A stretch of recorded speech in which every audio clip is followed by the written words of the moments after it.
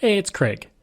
I just wanted to let you know that you can listen to Canadian History X early and ad-free on Amazon Music, included with Prime. Greetings and welcome to another episode of Canadian History X. Before I continue, if you want to support the podcast, you can by going to patreon.com/CanadaX. That's EHX. Today we have a very special interview with Baltej Singh Dhillon, who was the first person in the RCMP to be able to wear a turban, and he helped to change some of the rules with the RCMP. But he's not just that. He had a long and illustrious career with the organization, and while he is retired from the RCMP now, he is still involved in law enforcement. Now, before we continue, I'm actually going to play a CBC story from about 1989 to kind of give some context to what a big deal this was back in the day.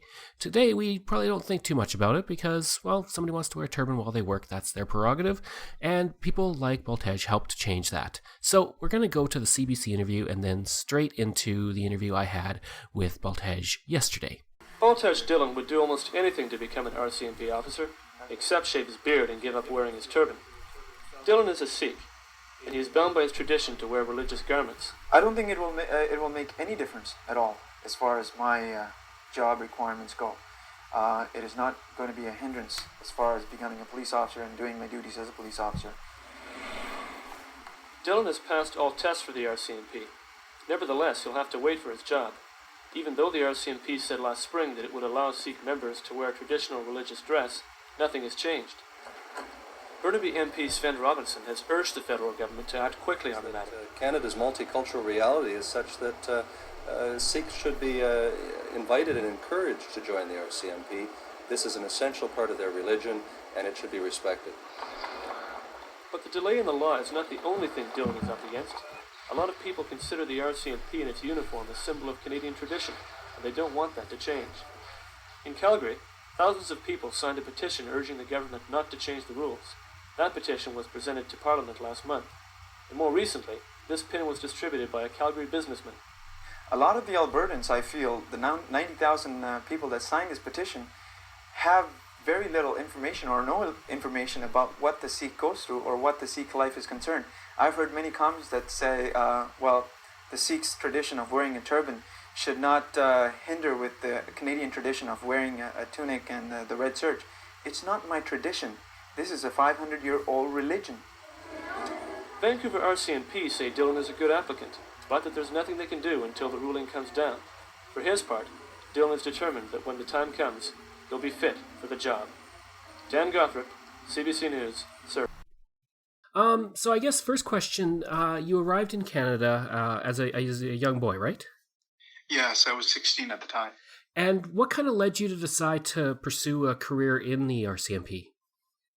Well, it wasn't actually my first choice. I was actually working towards and planning to enter into a career in law. And while I was at college and then preparing to move on to university, I was told by one of my instructors that to better my resume for law school, it'd be good if I were to volunteer with the RCMP or law enforcement agency, which then led to taking part in the volunteer program called the Block Watch program, and then later on becoming a summer student and expanding that program in the municipality of Surrey. During that time, I got to work with a number of police officers who out of which three of them I consider early mentors, Greg Nixon, Dan Gibbons, and Bob Rogalski, who all took a great interest in my work and my time with the RCMP, and were very supportive and also planted the seed in considering law enforcement as a career. And it was over a period of 2 years after working with them, going in a number of ride-alongs, working with the RCMP, that I, consciously decided to change career paths and began to pursue a career in law enforcement, applying to a number of different law enforcement agencies here in BC. And that's how I got to finally, at a later date, be hired on by accepted by the RCMP. When you decided to apply, did you know about the rules regarding beards and turbans? Actually, no. There was that was ignorance on my part. I had no sort of understanding that there were going to be restrictions. Having come from Malaysia, I grew up seeing police officers wearing turbans and beards, and there were no restrictions or prohibitions for police officers from the Sikh faith to serve with their faith intact, with their beards and turbans. So I expected that there just hadn't been anyone prior that had applied to work, and recognizing that back in the 80s, early 80s, the South Asian community was also in low numbers here in the Lower Mainland, nothing like what we have today. Mm-hmm. And so there were a number of areas that South Asian community members had yet to take part in or were represented in. And so given that, I one did not really think about the fact that there may have been a policy that would disallow me to in joining any force, and secondly, didn't really even think about it given my experience from Malaysia. And so then you apply, you pass all the requirements, and you become a trainee in Regina. What was it kind of like to begin with, especially with having the beard and wanting to have the turban? Different, for sure.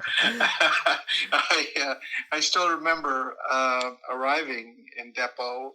It was a cold November evening when the plane landed, and we were shuttled into depot in a van. We had cadet police officers waiting to pick us up. It was all very ominous, and we got to the guard room, and we were given our dorm, and it was like getting checked into a prison. Actually, now I come to think of it, we got our pillows and our sheets and our blankets and our toiletries and such, and we got led down 2 by 2 to the dorm, and basically got given some very short instructions by our big brother troop, and away we went. The next day, when I still remember this vividly, because at the time there were about 600 police officers or cadets that were going through training, and when I arrived at the mess, there's this turn that you have to take as you walk into the mess through a doorway, and until you get to the doorway, you actually can't see the mess, and the folks in the mess can't see you. And as I came around the corner, I got, and as you can imagine, the mess is very loud. People are talking. Well, that was as I came around the corner, that was a moment where everybody took a break out of their meal to pause and look over to see the fellow with the turban. So that was 1,200 eyes looking back at me at that time. But, it wasn't anything that I prepared for or thought would happen, but I remember it, and that went on for a little bit. But after a while, I became part of the troop. Everybody was just too busy to think about anything else, so it went on. And so then I guess that CBC News story, kind of how did that come about, where they did that story on you, and then from there things kind of exploded outward through Canada? Yeah, sure. Well, interestingly enough, and this has been a bit of and some folks thought that, well, Baltej joined the RCMP simply to change the uniform. Well, I can tell you there's nothing more further than the truth, because what I wanted to do was become a police officer, not an RCMP officer. At the time, I had applied to the Vancouver City Police, Delta Police, New West Police, and the RCMP. I was happy just being accepted into any law enforcement agency, because my interest was the work, not so much the uniform that I was going to be wearing, or which uniform I was going to be wearing. So I had actually qualified for the Vancouver City Police as well, who called me about a week after the RCMP had offered me a position, which I took. The CBC report came out after I applied to the Vancouver City Police. So what had happened was the RCMP was, keeping things fairly quiet and tight. But when the CBC contacted the VPD, they were, very open in sharing that yes, there is a fellow that is applying to the RCMP or to the VPD, the Vancouver Police Department, and he's going through the process and so on. And they then phoned me and asked if I would be willing to do an interview. And that's when I had to make a decision. I consulted with some folks, elders, and I felt it was important that I took a proactive approach in providing information, having Canada see, who I was, and also be able to share information that possibly was not available to all Canadians, and with that maybe minimize some of the fears, concerns, questions, curiosity, and ignorance that was in many ways fueling some of the commentary and really, to be honest, some of the hatred. And like you say, there was a lot of hatred. I know there was somebody making pins and things like that. Mm-hmm. But you also had quite a few supporters. And from what I read, the RCMP Commissioner was kind of in support of you as well? Yes. So he initially, when I was offered the job, I was asked if I would be willing to remove my turban and shave my beard and comply with the existing RCMP policy. I at that point shared that I was not, and that this was something that was very precious to me. It was my relationship with my, faith, as well as a commitment that I had made to my late father. It was post that the RCMP Commissioner then entered into a process of investigation and also consultation with his own multicultural advisory committee, and out of that, some 9 months later, the results were that the change of uniform to allow Sikhs to serve in the RCMP is appropriate and is in keeping with the Charter of Rights and Freedoms that we all enjoy in Canada. So the Commissioner certainly was the one who eventually made those recommendations that were taken to Parliament and then were accepted in Parliament by all three parties at the time. I guess it may seem to some people like, the CBC news story kind of pushed the RCMP to making those changes, but with how you're describing it, it seemed kind of like that was already a process that was happening, and even without any kind of news story or any kind of media coming towards it. Yeah, I think there was already conversations, and again, I don't know this firsthand, so these are all assumptions on my part. Mm-hmm. But I certainly, in speaking with one of the members on the multicultural committee, advisory committee for the commissioner at the time, that statement seems accurate. That there was already work underway to begin modernizing the RCMP. Looking at ways to include other, citizens of Canada that are from different racialized communities as part of the force. So this was already something that I think the RCMP was in the works with, and was already moving through, and was progressive in its thinking. So then you graduate, and you I guess your first posting was in Quesnel. I guess what was it like now that you kind of had the media, a lot of eyes were on you, to go to your first assignment after all of this? well, real life began, I guess. Well, before I got to Quesnel, I was actually here in the Lower Mainland for a couple of weeks. And my sister was getting married at which time and this is real life, I got informed by the RCMP that there was a credible threat to my life, and they wanted to sequester me while they investigated it, which I had to turn down, given that my wife or my sister was getting married. They did find the fellow who kept calling the RCMP or detachments to tell them that he was going to put a bullet in me if every time he saw me on TV. And shortly after that, I went to Quesnel. As we arrived in Quesnel, there was a welcoming sort of sign as we drove into Quesnel. It said, "Welcome to Quesnel, Turbo Cop." Yeah, absolutely. I didn't know what to make of that, but I certainly saw it as an opportunity. I thought, well, someone's brought me some lemons. I might as well make some lemonade out of it. So I realized that in a small town like that, everybody had seen that, 4x8 plywood sign nailed to a tree on the main highway. So I adopted that moniker while I was in Quesnel, and everybody knew me as Turbo Cop, which was perfectly fine.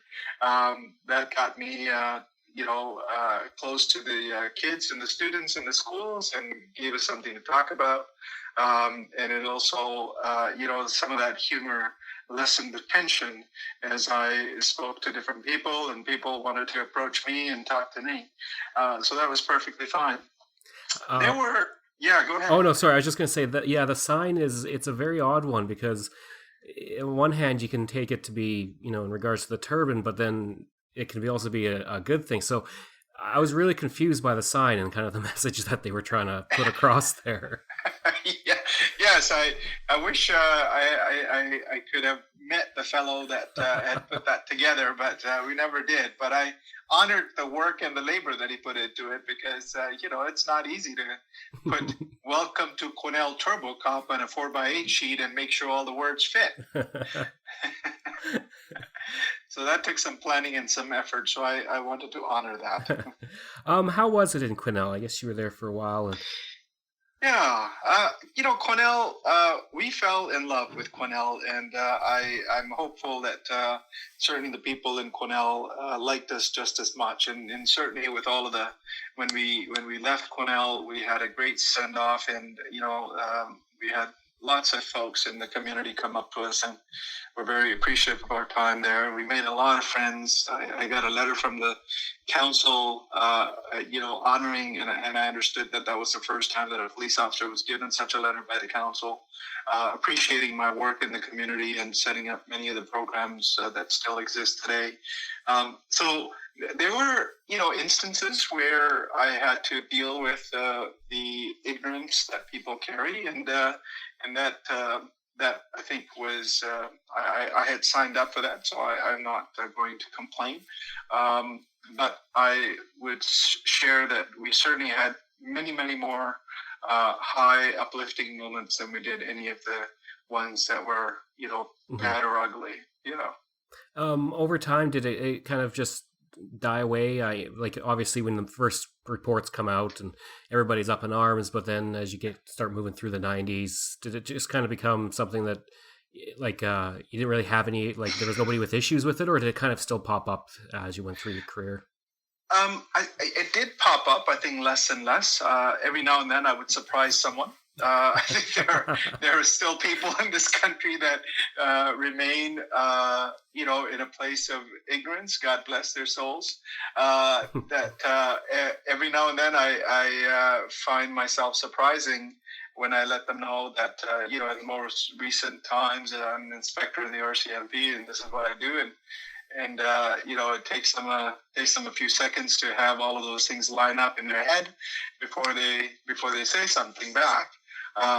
But for the most part, I would say that we have come a long way. Mm-hmm. And with the added community into Canada and our commitment to becoming more informed and respectful and accepting and understanding of racialized communities, and the fact that we're all, in many ways, settlers other than our Indigenous communities, who are the first people in this country, recognizing some of these truths have certainly softened our approach to how we interact with each other. But there are here and there, little potholes of racism that we fall into every now and then, and say things and do things that are really uncalled for, and so I think there's still work to be done, but I would not want to, in any way, shape, or form, disregard or not honor the work that has been done and the